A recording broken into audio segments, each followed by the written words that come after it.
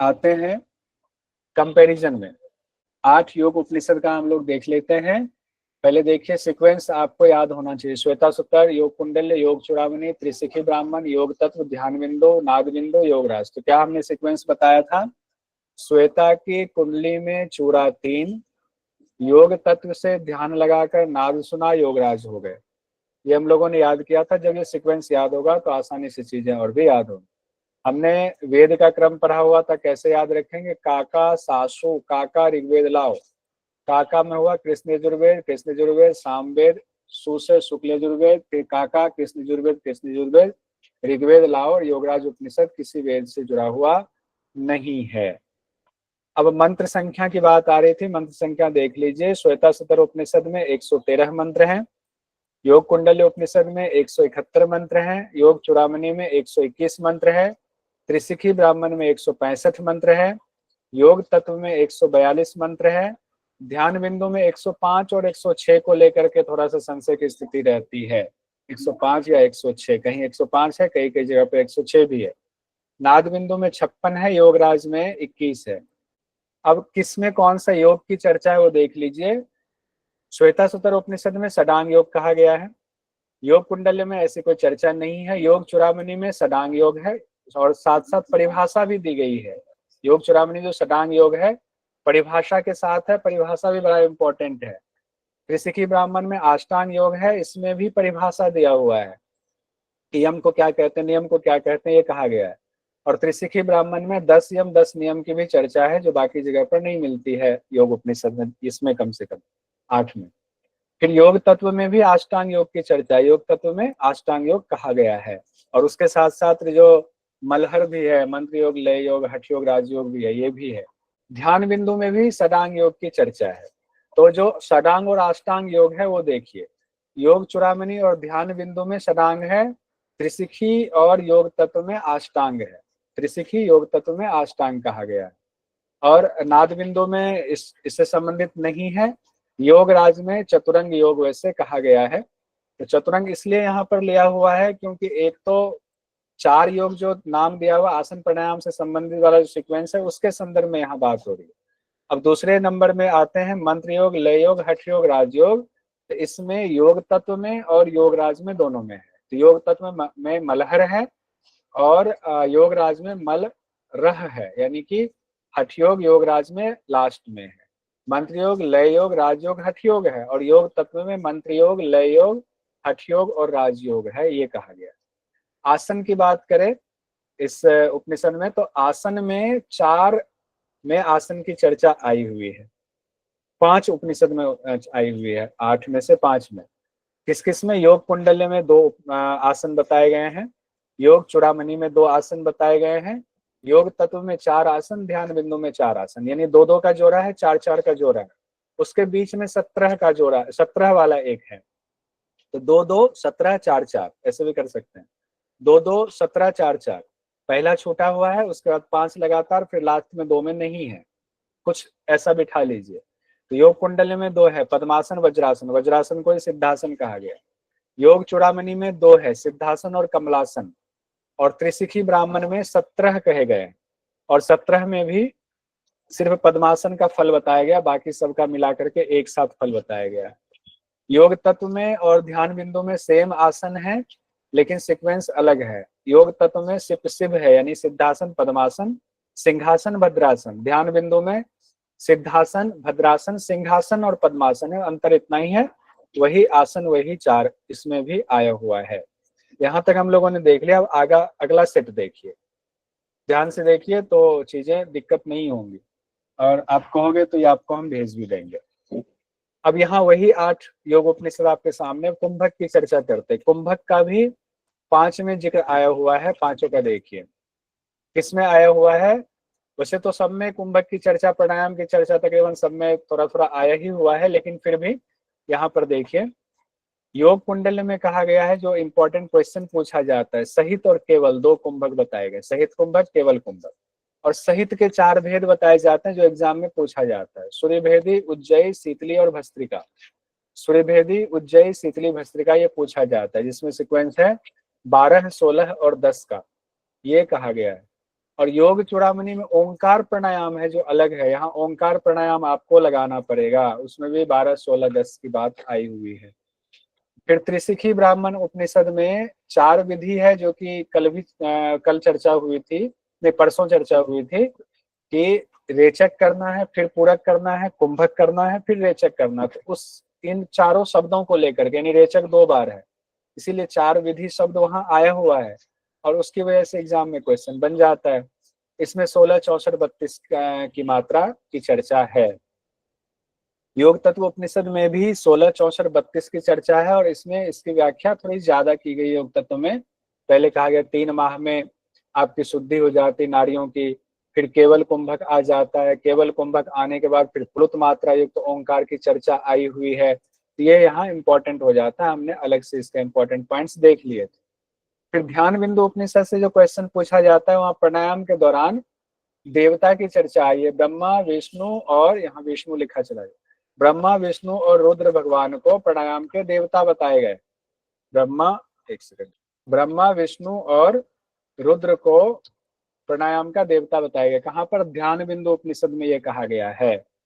अब पंचधारणा की बात आए तो पंचधारणा मुख्यतः 2 जगहों पर इसकी चर्चा आई हुई है, एक त्रिशिखी ब्राह्मण और एक योग तत्व में है। तो त्रिशिखी ब्राह्मण में तो कहा गया 5 घटी, 10 घटी, 15 घटी, 20 घटी ऐसे चर्चा आई हुई है। और आकाश तत्व में जो है चर्चा नहीं, उसकी बाद में बात आई हुई, धारणा के बाद ध्यान में चर्चा उसकी आई हुई है आकाश तत्व की। फिर योग तत्व में सब में 5 घटी की ही चर्चा है कि 5 घटी धारणा करना है। अब पंच तत्व का जो स्थान बताया गया है, जो कि कंपेयर करके हम लोगों को पढ़ना है, पहले पढ़ चुके हैं, अभी फिर से कंपेयर करेंगे। जिसमें कहा गया है त्रिशिखी ब्राह्मण उपनिषद में कि पांव से लेकर घुटने तक का क्या स्थान है, 5 तत्व का स्थान क्या है पंचधारणा में, और योग तत्व उपनिषद में भी ये बताया गया है। इसको अभी हम लोग नीचे देखें। फिर ध्यान की बात आए तो योग तत्व उपनिषद में 2 ध्यान बताया गया, बाकी जगहों पर जहां भी षडांग योग या अष्टांग योग है वहां पर ध्यान एक एक ही है, लेकिन योग तत्व उपनिषद में सगुण और निर्गुण 2 ध्यान की बात आई है। एक और चीज है, 10 विघ्न से भी सवाल आते हैं, तो 10 विघ्न किसमें बताए गए हैं? जो आपका दूसरे नंबर पर है योग कुंडल्य उपनिषद, उसमें 10 विघ्न की चर्चा आई हुई है। 10 विघ्न भी अभी हम लोग एक बार देखेंगे। 2 सेट हम लोग कंप्लीट कर चुके हैं, तीसरे सेट पर आते हैं, फिर कुछ इंपॉर्टेंट चीजें निकाल करके यहाँ भी देख लेते हैं। मेलन विधि, मेलन मंत्र और मेलन विधि की चर्चा योग कुंडल उपनिषद में है, जिसमें खेचरी के दौरान कहा गया। और यहीं पर खेचरी में जिह्वा को बहुत ज्यादा लंबी करने की बात आई हुई है, कान तक, पीठ तक, गले तक सब जगह पहुंचाने की चर्चा आई है, बालों तक पहुंचाने की चर्चा आई हुई है। फिर 10 नाड़ी की चर्चा 3 योग उपनिषद में है, 8 में से। किस किस में? योग चूड़ामणि उपनिषद में, त्रिशिखी ब्राह्मण उपनिषद में और ध्यान बिंदु उपनिषद में। योग चूड़ामणि और त्रिशिखी में दोनों में स्थान भी बताया गया, 10 नाड़ियों का कहाँ कहाँ स्थान है। और ध्यान बिंदु उपनिषद में सिर्फ 3 नाड़ियों का स्थान बताया गया है, इड़ा, पिंगला, सुषुम्ना का, बाकी का स्थान नहीं बताया गया, तो ये भी बढ़िया है। फिर चक्र की चर्चा आए तो चक्र की चर्चा तो यहाँ 6 चक्र और उसके कमल दल की चर्चा योग चूड़ामणि में भी है, कमल दल है इसलिए हमने यहाँ लिखा हुआ है। और 9 चक्र जो है योगराज उपनिषद में इंपॉर्टेंट था इसलिए इस दोनों को लिखा है। यहाँ भी 8 योग उपनिषद हमने सीक्वेंस में लिखा हुआ है। कुंडलिनी की घेरा लगाने वाली बात जो है, कितना कुंडलिनी आवृत लगाए हुए सोई रहती है, तो योग चूड़ामणि उपनिषद में 8 कुंडली मारे हुए कहा गया है। और योगराज में हम लोगों ने मणिपुर चक्र में 5 लपेटा लगाए हुए, 5 कुंडल लिए हुए हम लोगों ने पढ़ा हुआ है। एक में 8, एक में 5, किस किस में? योग चूड़ामणि में और योगराज उपनिषद में आया हुआ है। और ओंकार की 12 मात्रा की चर्चा अभी हम लोगों ने पढ़ा हुआ है, नाद बिंदु उपनिषद में ओंकार की 12 मात्राओं की चर्चा आई हुई। 18 मर्म स्थान कहाँ है? सिर्फ त्रिशिखी ब्राह्मण में 18 मर्म स्थान की चर्चा है। मर्म स्थान, अब यहाँ पर त्रिशिखी ब्राह्मण आदित्य लोक गए तो कुछ ज्यादा जानकारी उनको दी गई है। और संवाद की चर्चा करें तो संवाद का और भी जोड़ सकते हैं, 3 जो मुख्य 8 योग उपनिषद में 3 बार मुझे समझ में आया, उसमें है एक में योग कुंडल्य उपनिषद में है, वंदना जी आता हूँ, योग कुंडल्य उपनिषद में है शिष्य का नाम दिया हुआ है गौतम, और गौतम शिष्य हैं, उनके गुरु का नाम नहीं दिया हुआ, उनके बीच में संवाद योग कुंडल्य उपनिषद में है। फिर त्रिशिखी ब्राह्मण उपनिषद में कहा गया है, त्रिशिखी ब्राह्मण और आदित्य भगवान के बीच में चर्चा है। और योग तत्व उपनिषद में हम लोगों ने देखा भगवान विष्णु और ब्रह्मा भगवान के बीच में चर्चा है। श्वेता सदर में ऋषि लोग आपस में डिस्कस कर रहे हैं। हाँ, उसमें ऋषि लोगों के बीच संवाद है, ठीक है, एक तो इसमें भी ब्रह्म है के ये, बारे में जान रहे हैं वो। ऋषि लोग आपस में चर्चा कर रहे हैं ब्रह्म के बाद, उन सवाल है ना, जितना सवाल है उस सवाल के साथ। अब देखिए ये जो एक और इम्पोर्टेंट चीज है, जो 5 वायु और उसके बीज मंत्र की चर्चा है, जो कि हमने कहा था इम्पोर्टेंट, यहाँ से क्वेश्चन पूछा जा सकता है, वो ध्यान बिंदु उपनिषद में है, पंच वायु और बीज मंत्र। और वायु को जो पंच तत्व है, पंच महाभूत, उसके साथ भी संबंध बताया गया है, तो ये भी इम्पोर्टेंट है। और ये कहाँ पर है, ये आपका ध्यान बिंदु उपनिषद में है। ये इतना इंपॉर्टेंट चीज मुझे लगा मैंने निकाल लिया हुआ। उसके बाद देखिए कुछ चीजों का हम और, अब देखिए ये हम लोगों ने देखा मंत्र योग, लय योग, हठ योग, राजयोग किसमें है, योग तत्व और योगराज में है। योगराज में बस सीक्वेंस अलग है, राजयोग पहले है, हठ योग बाद में है, बस एकदम ध्यान देते जाइए। श्वेता सूत्र में कर्म योग, उपासना योग, ज्ञान योग है, यानी सांख्य योग की चर्चा है, सांख्य योग से संबंधित सवाल भी वहां पूछा गया था, थोड़ा सा इसको बढ़ाता हूँ। और त्रिशिखी ब्राह्मण में यहाँ ज्ञान योग, कर्म योग भी बताया गया है। फिर इसको क्वेश्चन छोड़ देते हैं, आगे बढ़ते हैं। षडांग योग, अष्टांग योग हम लोगों ने देखा था, चतुरंग योग भी देखा। अब ये देखिए षडांग योग में कौन कौन सा है, श्वेता सतर, योग चूड़ामण्यक, ध्यान बिंदु। अष्टांग योग में त्रिशिखी और योग तत्व हम लोगों ने देखा। चतुरंग योग में जो योगराज उपनिषद में जो बात हुई कि दोनों चतुरंग है, उसमें उसमें वो भी है कि मंत्र योग, लय योग, राजयोग, हठ योग भी है, और उसके साथ साथ आसन, प्राण संदोष, ध्यान और समाधि का भी एक इसका भी एक मंत्र है। आसनों को देखते हैं, हम लोगों ने देखा 2 2 4 4 और बीच में त्रिशिखी ब्राह्मण का है। योग कुंडली में 2, योग चूड़ामण्यक में 2, फिर त्रिशिखी में 17, सीक्वेंस हमने नीचे कर दिया। योग तत्व में 4, फिर ध्यान बिंदु में 4 है, तो सीक्वेंस थोड़ा सा अलग है। और प्राणायाम भी अभी हम लोगों ने देखा, योग कुंडल्य में बहुत इंपॉर्टेंट है, सहित और केवल कुंभक, सहित के 4 भेद, सूर्यभेदी, उज्जयी, शीतली और भस्त्रिका, ये योग कुंडल्य उपनिषद में बताया गया है। और फिर त्रिशिखी ब्राह्मण में हम लोगों ने देखा 4 विधि कहा गया है कि इस जगत के मिथ्या स्वरूप को भली भांति समझ लेना प्राणायाम है, रेचक, पूरक, कुंभक, फिर रेचक, ये बात कही गई है वहां पर। त्रिशिखी ब्राह्मण में हम लोगों ने देख लिया 16 64 32, योग तत्व में 16 64 32, 3 महीने में नाड़ी शोधन, फिर केवल कुंभक, प्लुत मात्रा युग ओंकार भी योग तत्व उपनिषद में है। ध्यान बिंदु में ब्रह्मा विष्णु रुद्र को प्राणायाम के देवता कहे गए हैं, क्वेश्चन पूछा गया, आगे भी पूछा जाएगा। पंच धारणा में जो बात आई हुई है, तत्व का स्थान, उसको देख लेते, त्रिशिखी ब्राह्मण और योग तत्व वाला, वो मेरे ख्याल से यहाँ त्रिशिखी ब्राह्मण और योग तत्व उपनिषद में ये इंपॉर्टेंट है कि इसमें जो 5 तत्व हैं उसके शरीर में जो स्थिति बताई गई, कहाँ से कहाँ तक का किसका स्थान है, उसके बारे में देखिए। त्रिशिखी ब्राह्मण में उपनिषद में कहा गया पैरों के घुटने, यानी पैरों से लेकर के घुटने तक का स्थान पृथ्वी तत्व, वो योग तत्व उपनिषद में भी एज इट इज कहा गया है। लेकिन जो जल तत्व की बात आई हुई है वो कहा गया है घुटने से लेकर कमर तक जल तत्व कहा गया त्रिशिखी ब्राह्मण में, जबकि योग तत्व में कहा गया घुटने से लेकर के गुदा तक का भाग कहा गया है। तो कमर थोड़ा सा ऊपर है, इसमें गुदा तक का भाग कहा गया, थोड़ा सा नीचे तक रखा गया, ठीक है। अग्नि का स्थान कटी के बीच वाले भाग में कहा गया। और यहाँ योग तत्व उपनिषद में अग्नि का स्थान देखिए बिल्कुल अलग है, कहा गया घुटनों, ये गुदा से लेकर के हृदय तक का भाग अग्नि का कहा गया, यानी गुदा तक आके खत्म हुआ था जल तत्व का, और जल तत्व जहां खत्म हुआ गुदा से लेकर के हृदय तक का अग्नि का भाग कहा गया है योग तत्व में। जबकि यहाँ त्रिशिखी ब्राह्मण में कटी के मध्य में अग्नि का स्थान कहा गया है। अब वायु तत्व का स्थान आए तो त्रिशिखी ब्राह्मण में वायु तत्व का स्थान कहा गया नाभि से लेकर नासिका तक, नाभि से नासिका। लेकिन योग तत्व में कहा गया है हृदय से लेकर भ्रिकुटी तक वायु का स्थान है, हृदय से भ्रिकुटी तक वायु का स्थान है। यहाँ क्या कहा गया है, नाभि से नासिका तक का भाग वायु का स्थान है त्रिशिखी ब्राह्मण में। अब आकाश तत्व का स्थान त्रिशिखी ब्राह्मण में कहा गया है नासिका से ब्रह्मरंध्र तक, और योग तत्व उपनिषद में कहा गया है भ्रिकुटी से मूर्धा तक। नासिका से ब्रह्मरंध्र तक आकाश तत्व त्रिशिखी ब्राह्मण में, और योग तत्व उपनिषद में भ्रिकुटी से मूर्धा तक आकाश का स्थान कहा गया है। ये ध्यान में रखना है। तो इसका कंपैरिजन आपको अलग से अपना बनाएंगे तो अच्छा रहेगा, या तो इसको भी निकाल सकते हैं, इससे भी आपको पता चलेगा, लेकिन अपना बनाएंगे ज्यादा अच्छा। और 2 बार 3 बार जब तक लिखेंगे नहीं तब तक ये याद नहीं होने वाला है, भूल जाएंगे, ऐसा है योग तत्व उपनिषद में सगुण और निर्गुण ध्यान की चर्चा है। और योग कुंडली उपनिषद में हम लोगों ने देखा था 10 विघ्न की चर्चा है, जो हम लोग 2 बार रिपीट कर चुके थे, अभी तीसरी बार यहाँ पर आपके सामने है। मुझे योग से रोग हो गया, पहला विघ्न किसमें है? योग कुंडली उपनिषद में, श्वेता की कुंडली में। तो श्वेता की कुंडली में विघ्न भी आ गया, विघ्न है, श्वेता की कुंडली में विघ्न है, ऐसे याद कर लीजिए। तो याद रहेगा किसमें? दूसरे वाले में, कुंडली में है, दूसरे वाले में ही विघ्न आ जा रहा है, शुरुआत में ही विघ्न आएगा ना पहले के बाद। तो मुझे अभ्यास से रोग हो गया, तो साधन पर संशय हो गया, फिर प्रमत्तता आ गई। प्रमत्तता अपने धुन में रहना और योग के विषयों से अलग हटना। आलस्य आ गया योग के विषयों से, ज्यादा नींद लेना 5वां विघ्न है। विरति हो गए, विरति कहा गया साधन से प्रेम ना होना, उससे दुराव होना, 6ठा विघ्न है। 7वां विघ्न भ्रांति कहा गया। 8वां विषय वासना में अनुरक्ति कहा गया है। 9वां विघ्न कहा गया अनाख्या, अप्रसिद्धि।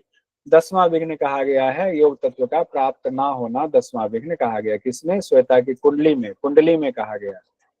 और त्रिशिखी ब्राह्मण उपनिषद में कहा था हमने कि वहां पर यम नियम बताया हुआ है। त्रिशिखी ब्राह्मण सीधे पहुंच गए थे आदित्य लोग, तो उनको यम नियम का भी ज्ञान दे दिया था आदित्य देव ने, यानी सूर्य देव ने। यम में कहा गया अहिंसा, सत्य, अस्त्य, ब्रह्मचर्य, दया, आर्जव, क्षमा, धृति, मिताहार और शौच। नियम में कहा गया तप, संतोष, आस्तिक भाव, दान, आराधना, वेदांत श्रवण, ह्री, मति, जप और व्रत। फिर आते हैं हम लोग मेलन विधि, किस उपनिषद में हम लोगों ने पढ़ा? तो योग कुंडली में ही मेलन पढ़ा, दूसरे वाले में ही खेचरी में बहुत जीव लंबी करने की बात कही गई, उसी में मेलन की चर्चा है। अब इसको ये वाला छोड़ देते हैं, श्वेता सतर और मुंडक उपनिषद वाला, इसमें संबंध बताया गया जीवात्मा परमात्मा का, कई बार ये रिवीजन हो चुका है। हाँ, 10 नारी वाला एक बार हम लोग देख लेते हैं। 10 नारियों की चर्चा कहाँ कहाँ है? योग चूड़ामण्यक उपनिषद, त्रिशिखी ब्राह्मण उपनिषद और ध्यान बिंदु उपनिषद। तो ध्यान बिंदु में स्थान नहीं बताया गया, सिर्फ 3 का स्थान बताया गया है, इड़ा, पिंगला और सुषुम्ना का, बाकी का स्थान नहीं बताया गया है। और योग चूड़ामण्यक उपनिषद में स्थान बताया गया है, त्रिशिखी ब्राह्मण में उपनिषद में स्थान बताया गया है। त्रिशिखी ब्राह्मण में वैष्णवी ब्रह्म नारी और कौशिकी नारी अलग है, यहाँ से क्वेश्चन पूछा जा सकता है। बाकी कई बार रिपीट हो चुका है, तो इसको भी छोड़ रहे हैं। सिद्ध सिद्धांत में भी 10 प्रमुख नारियां हैं, उसका भी यहाँ पर जिक्र किया हुआ है। यहाँ पर गांधारी को बायां कान कहा गया, जनरली हम लोग बाएं आंख में योग उपनिषद में पढ़ रहे हैं। योग उपनिषद में ये भी देख ही लीजिए, बाद में आपको वहां दिक्कत होगी। योग उपनिषद में गांधारी देखिए, बाई आंख में यहाँ भी है, बाएं आंख में यहाँ भी है, दोनों ही योग उपनिषद में, यानी कि योग चूड़ामणि और त्रिशिखी दोनों में है। तकरीबन तकरीबन यहाँ पर सेम है, बस 2 नाड़ी को छोड़ दे तो, लेकिन सिद्ध सिद्धांत में थोड़ा अलग बताया गया है। अब देखिए कुंडलिनी के बारे में हम लोगों ने पढ़ा। योग चूड़ामण्यक में 8 घेरा लपेटे हुए है कुंडली, और योगराज में हम लोगों ने देखा मणिपुर चक्र में 5 लपेटा लिए हुए कुंडलिनी रहती है। सिद्ध सिद्धांत में भी नाभि चक्र में 5 लपेटा मारे हुए कुंडलिनी रहती है। सिद्ध सिद्धांत का भी यहाँ पर एक लिख दिया। अवस्था की बात करें तो योगराज, विश्व, तेजस, प्राज्ञ और आत्मा, ये योग चूड़ामण्यक, मांडोक्य और ध्यान बिंदु तीनों में कही गई है। योग चूड़ामण्यक में भी है ना विश्व, तेजस, प्राज्ञ, आत्मा, और मांडुक्य में भी कहा गया है, ये मुख्य उपनिषद है, ये हम लोग बाद में पढ़ेंगे, विश्व, तेजस, प्राज्ञ और शिव अद्वैत। इसमें तो 12 ही मंत्र है मांडुक्य में। और यहाँ पर योग चूड़ामण्यक के अलावा जो योग उपनिषद में है वो है ध्यान बिंदु उपनिषद में, जिसमें कि आपको जागृत, स्वप्न, सुषुप्ति, तुरीय में 3 इंपॉर्टेंट चीजें हैं, प्रथम वलय, द्वितीय वलय, तृतीय वलय। जिसमें कहा गया है कि जब आंखें जो है थक जाती हैं तो प्रथम वलय का सहारा लेती है, फिर जो है उसको अभी देख लेंगे। फिर द्वितीय वलय में जब वो स्वप्न में भी थक जाती है तब द्वितीय वलय, फिर तृतीय वलय में जाके उनको शांति मिलती है। ये वाला हम लोगों ने पढ़ा हुआ था। फिर ब्रह्म ज्ञान किसे दें किसे नहीं दें, ये चर्चा भी आप में से भी उठा था। श्वेता सुतर उपनिषद में है, जिसका अंतःकरण सर्वथा शांत ना हो उसको नहीं देना है। जो अपना पुत्र नहीं है नहीं देना है। जो शिष्य भी नहीं है उसको भी नहीं देना है। जिसकी परम देव में, परमेश्वर में परम भक्ति है उसको देना है। जिस तरह परमेश्वर में भक्ति है उसी तरह गुरु में भी भक्ति होनी चाहिए, तभी देना है। अब ये देखिए जो 3 बातें कही गई है कि धनुष, आत्मा और ब्रह्म पर ध्यान लगाना, ये ध्यान बिंदु उपनिषद में है योग उपनिषद में। वैसे यही मंत्र आपको मुंडक उपनिषद, मुख्य उपनिषद में भी कही गई है कि प्रणव को धनुष बनाना है, आत्मा को वान बनाना है और ब्रह्म पर लक्ष्य करना है, तब जाकर के आपको ब्रह्म की प्राप्ति होती है। नादबिंदु उपनिषद में हम लोगों ने देख लिया 12 मात्रा वाले ओंकार का जिक्र है। हंस के शरीर में ही 4 मात्रा, 3 गुण, धर्म अधर्म और 7 लोक का निरूपण किया गया है। और वैष्णवी मुद्रा धारण कर नाद सुनने की बात है, ये भी नाद बिंदु उपनिषद में ही कहा गया है। 9 चक्र की चर्चा अगर ऐसे ओवरऑल देखें तो कहाँ कहाँ है? योगराज उपनिषद और सिद्ध सिद्धांत पद्धति में है। अब यहाँ देखिए प्राणायाम, ये भी एक इंपॉर्टेंट चीज था जो हमने निकाल के रखा हुआ है, इसका भी कंपैरिजन देख लेते हैं। श्वेतासतर उपनिषद और योग कुंडल्य उपनिषद, यानी दो जो योग उपनिषद आपके हैं, श्वेतासतर और योग कुंडल्य। ऐसे ध्यान कीजिए, पहला और दूसरा दोनों में स्थान को लेकर के क्या कहा गया है वो देखिए। पहले में था ना, समय सुचो शर्करा वहनी वालुका विवर्जिते शब्द जलाश्रयाधिवी, यानी कि समतल भूमि हो, शुद्ध हो, कंकर अग्नि बालू से रहित हो, शर्करा वहनी वालुका विवर्जिते कहा गया है। फिर कहा गया शब्द जल आश्रय के लिहाज से अनुकूल हो, आंखों को पीड़ा पहुंचाने वाले दृश्य ना हो, मनोनुकूले ना तो चक्षु पीड़ने कहा गया। वहां पर कहा गया है एकांत में, गुफा में, जहाँ वायु का प्रवाह ना हो, वहां पर बैठ करके ध्यान लगाना है।